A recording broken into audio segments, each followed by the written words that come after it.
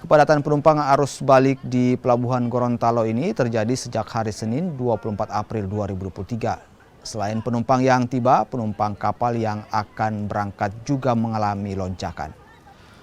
Pengelola kapal tol laut menyebut arus balik melalui Gorontalo mengalami peningkatan jika dibandingkan pada tahun sebelumnya.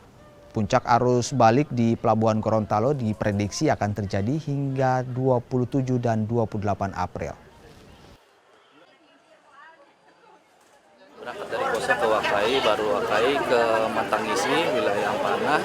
Setelah dari situ lanjut lagi ke daerah Popoli, dari Popoli lanjut lagi ke Pasokan, dari Pasokan ini sekarang tiba di Gorontalo.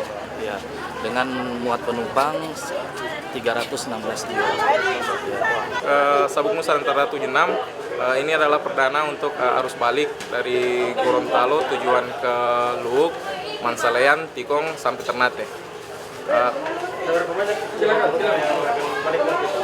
Untuk sementara yang masuk di daftar manifest penumpang itu sudah sejumlah 390 jiwa.